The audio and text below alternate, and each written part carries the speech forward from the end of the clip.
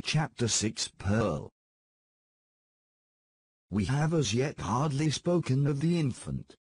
That little creature, whose innocent life had sprung, by the inscrutable decree of Providence, a lovely and immortal flower, out of the rank luxuriance of a guilty passion.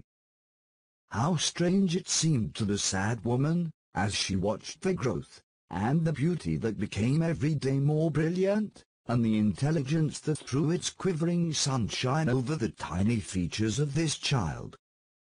Her Pearl. For so had Hester called her. Not as a name expressive of her aspect, which had nothing of the calm, white, unimpassioned lustre that will be indicated by the comparison. But she named the infant Pearl, as being of great price, purchased with all she had, her mother's only treasure. How strange, indeed! Man had marked this woman's sin by a scarlet letter, which had such potent and disastrous efficacy that no human sympathy could reach her, save it were sinful like herself. God, as a direct consequence of the sin which man thus punished, had given her a lovely child, whose place was on that same dishonored bosom, to connect her parent forever with the race and descent of mortals, and to be finally a blessed soul in heaven. Yet these thoughts affected Hester Prynne less with hope than apprehension. She knew that her deed had been evil. She could have no faith, therefore, that its result would be for good.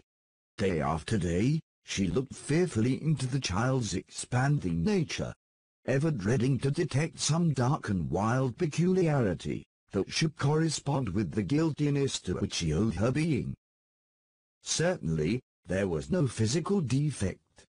By its perfect shape, its vigor, and its natural dexterity in the use of all its untried limbs, the infant was worthy to have been brought forth in Eden, worthy to have been left there, to be the plaything of the angels, after the world's first parents were driven out.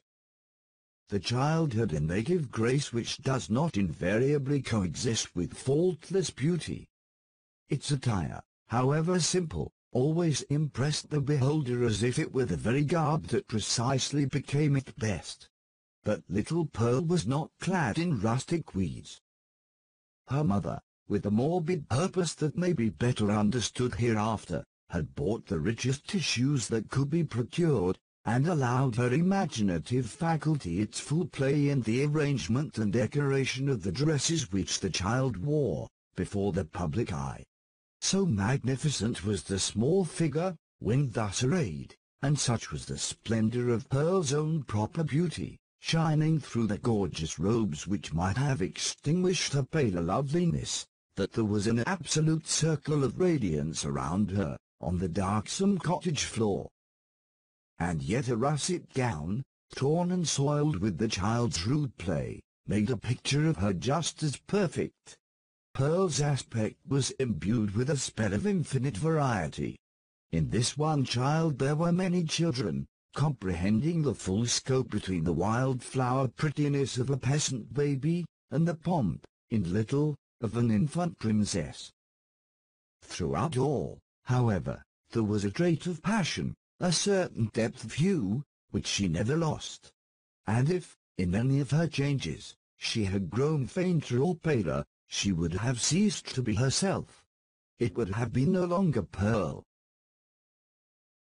This outward mutability indicated, and did not more than fairly express, the various properties of her inner life. Her nature appeared to possess depth, too, as well as variety. But or else Hester's fears deceived her, it lacked reference and adaptation to the world into which she was born. The child could not be made amenable to rules. In giving her existence, a great law had been broken, and the result was a being, whose elements were perhaps beautiful and brilliant, but all in disorder, or with an order peculiar to themselves, amidst which the point of variety and arrangement was difficult or impossible to be discovered. Hester could only account for the child's character, and even then, most vaguely and imperfectly, by recalling what she herself had been, During that momentous period while Pearl was imbibing her soul from the spiritual world, and her bodily frame from its material of earth, the mother's impassioned state had been the medium through which were transmitted to the unborn infant the rays of its moral life. And, however white and clear originally, they had taken the deep stains of crimson and gold, the fiery luster, the black shadow, and the untempered light of the intervening substance. Above all, the warfare of Hester's spirit, at that epoch, was perpetuated in Pearl. She could recognize her wild, desperate, defiant mood, the flightiness of her temper, and even some of the very cloud shapes of gloom and despondency that had brooded in her heart.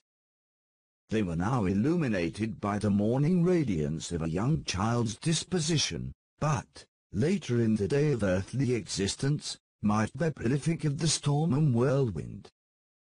The discipline of the family, in those days, was of a far more rigid kind than now. The frown, the harsh rebuke, the frequent application of the rod, enjoined by scriptural authority, were used, not merely in the way of punishment for actual offences, but as a wholesome regimen for the growth and promotion of all childish virtues. Hester Prynne, nevertheless, the lonely mother of this one child, ran little risk of erring on the side of undue severity. Mindful, however, of her own errors and misfortunes, she early sought to impose a tender, but strict, control over the infant immortality that was committed to her charge. But the task was beyond her skill. After testing both smiles and frowns, and proving that neither mode of treatment possessed any calculable influence, Hester was ultimately compelled to stand aside, and permit the child to be swayed by her own impulses.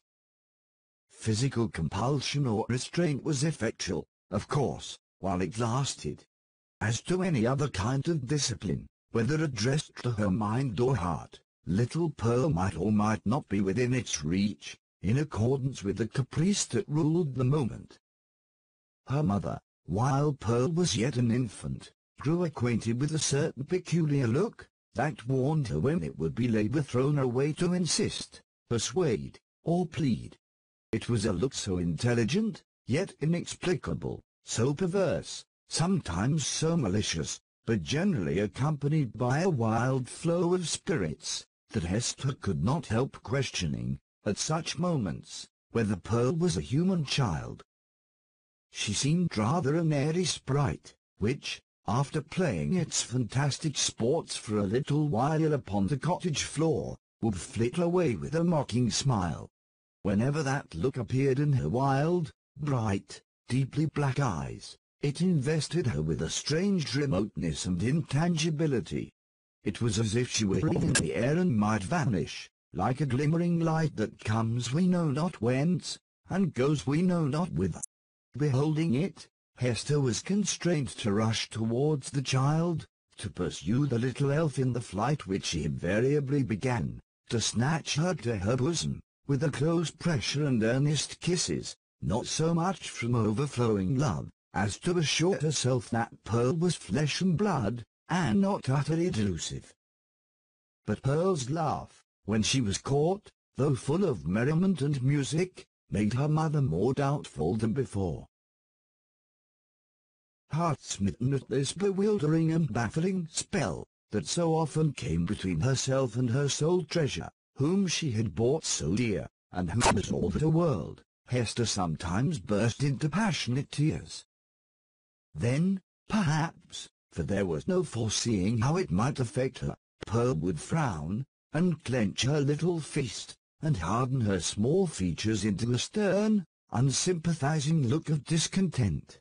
Not seldom, she would laugh anew, and louder than before, like a thing incapable and unintelligent of human sorrow.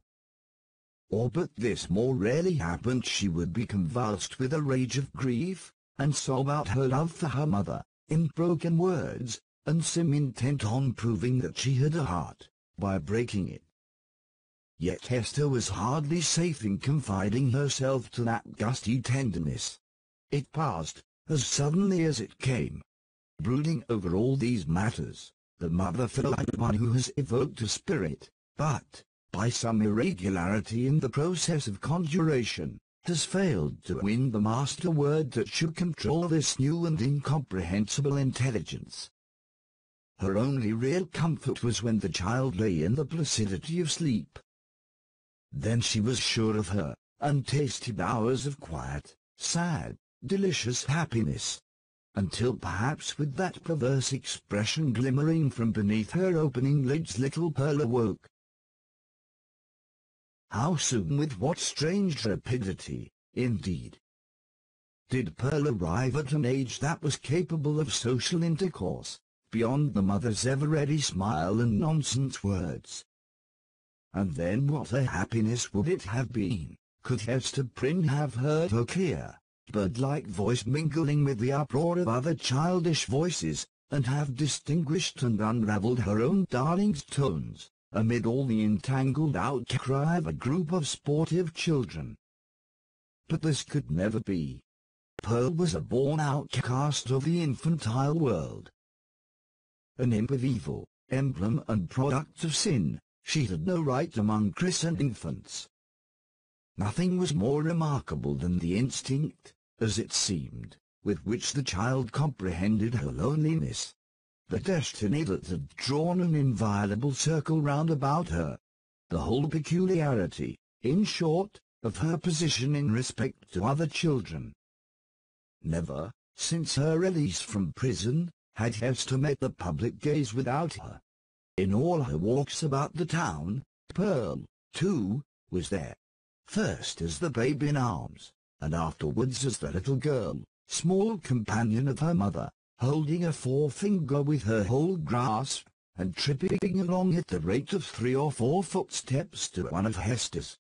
She saw the children of the settlement, on the grassy margin of the street, or at the domestic thresholds, disporting themselves in such grim fashion as the puritanic nurture would permit, playing at going to church, perchance, or at scourging Quakers, or taking scalps in a sham fight with the Indians, or scaring one another with freaks of imitative witchcraft. Pearl saw, and gazed intently, but never sought to make acquaintance. If spoken to, she would not speak again. If the children gathered about her, as they sometimes did, Pearl would grow positively terrible in her puny wrath, snatching up stones to fling at them, with shrill, incoherent exclamations that made her mother tremble, because they had so much the sound of a witch's anathemas in some unknown tongue. The truth was, that the little Puritans, being of the most intolerant brood that ever lived, had got a vague idea of something outlandish, unearthly, or at variance with ordinary fashions, in the mother and child, and therefore scorned them in their hearts, and not unfrequently reviled them with their tongues. Pearl felt the sentiment, and requited it with the bitterest hatred that can be supposed to rankle in a childish bosom. These outbreaks of a fierce temper had a kind of value, and even comfort, for her mother, because there was at least an intelligible earnestness in the mood, instead of the fitful caprice that so often thwarted her in the child's manifestations. It appalled her, nevertheless, to discern here, again, a shadowy reflection of the evil that had existed in herself. All this enmity and passion had Pearl inherited, by inalienable right, out of Hester's heart. Mother and daughter stood together in the same circle of seclusion from human society, and in the nature of the child seemed to be perpetuated those unquiet elements that had distracted Hester Prynne before Pearl's birth, but had since begun to be soothed away by the softening influences of maternity. At home, within and around her mother's cottage, Pearl wanted not a wide and various circle of acquaintance. The spell of life went forth from her ever-creative spirit, and communicated itself to 1,000 objects, as a torch kindles a flame wherever it may be applied. The unlikeliest materials, a stick, a bunch of rags, a flower, were the puppets of Pearl's witchcraft, and, without undergoing any outward change, became spiritually adapted to whatever drama occupied the stage of her inner world. Her one baby voice served a multitude of imaginary personages, old and young, to talk with all. The pine trees, aged, black, and solemn, and flinging groans and other melancholy utterances on the breeze, needed little transformation to figure as Puritan elders. The ugliest weeds of the garden were their children, whom Pearl smote down and uprooted, most unmercifully. It was wonderful, the vast variety of forms into which she threw her intellect, with no continuity, indeed, but darting up and dancing, always in a state of preternatural activity, soon sinking down, as if exhausted by so rapid and feverish a tide of life, and succeeded by other shapes of a similar wild energy. It was like nothing so much as the phantasmagoric play of the northern lights. In the mere exercise of the fancy, however, and the sportiveness of a growing mind, there might be little more than was observable in other children of bright faculties. Except as Pearl, in the dearth of human playmates, was thrown more upon the visionary throng which she created. The singularity lay in the hostile feelings with which the child regarded all these offsprings of her own heart and mind. She never created a friend, but seemed always to be sowing broadcast the dragon's teeth, whence sprung a harvest of armed enemies, against whom she rushed to battle. It was inexpressibly sad then what depth of sorrow to the mother, who felt in her own heart the cause. To observe, in one so young, this constant recognition of an adverse world, and so fierce a training of the energies that were to make good her cause, in the contest that must ensue. Gazing at Pearl, Hester Prynne often dropped her work upon her knees, and cried out, with an agony which she would fain have hidden, but which made utterance for itself, betwixt speech and a groan, O Father in heaven, if thou art still my Father, what is this being which I have brought into the world? And Pearl, overhearing the ejaculation, or aware, through some more subtle channel, of those throbs of anguish, would turn her vivid and beautiful little face upon her mother, smile with sprite-like intelligence, and resume her play. One peculiarity of the child's deportment remains yet to be told. The very first thing which she had noticed, in her life, was what? Not the mother's smile, responding to it, as other babies do, by that faint, embryo smile of the little mouth, remembered so doubtfully afterwards, and with such fond discussion whether it were indeed a smile. By no means. But that first object of which Pearl seemed to become aware was, shall we say it? The scarlet letter on Hester's bosom.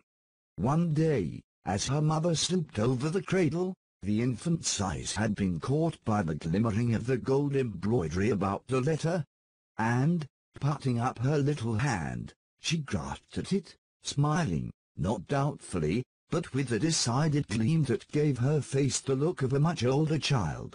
Then, gasping for breath, did Hester Prynne clutch the fatal token, instinctively endeavoring to tear it away. So infinite was the torture inflicted by the intelligent touch of Pearl's baby hand. Again, as if her mother's agonized gesture were meant only to make sport for her, did little Pearl look into her eyes, and smile. From that epoch, except when the child was asleep, Hester had never felt a moment's safety. Not a moment's calm enjoyment of her. Weeks, it is true, would sometimes elapse, during which Pearl's gaze might never once be fixed upon the scarlet letter. But then, again, it would come at unawares, like the stroke of sudden death, and always with that peculiar smile, and odd expression of the eyes.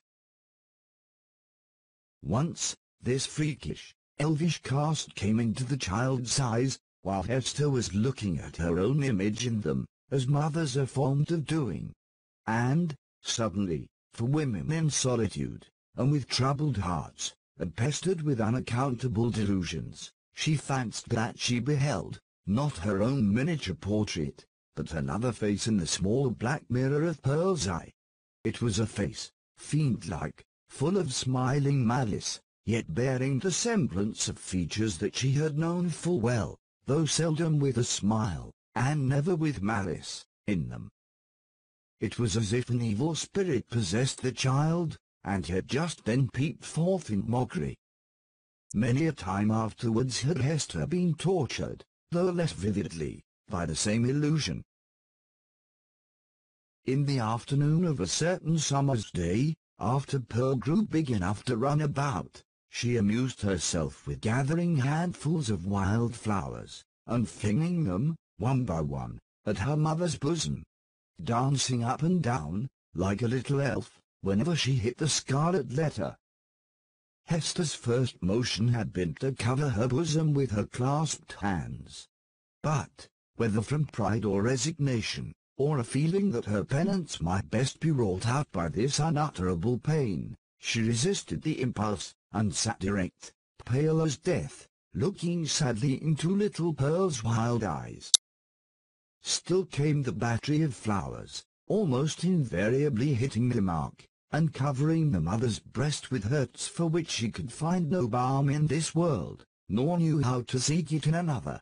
At last, her shot being all expended, the child stood still and gazed at Hester, with that little, laughing image of a fiend peeping out, or, whether it peeped or no, her mother so imagined it from the unsearchable abyss of her black eyes.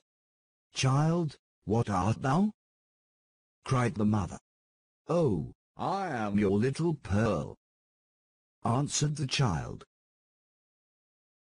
But, while she said it, Pearl laughed and began to dance up and down, with the humorsome gesticulation of a little imp, whose next freak might be to fly up the chimney. "Art thou my child, in very truth?" asked Hester. Nor did she put the question altogether idly, but, for the moment, with a portion of genuine earnestness. For, such was Pearl's wonderful intelligence, that her mother half doubted whether she were not acquainted with the secret spell of her existence, and might not now reveal herself. "Yes, I am little Pearl," repeated the child, continuing her antics. "Thou art not my child."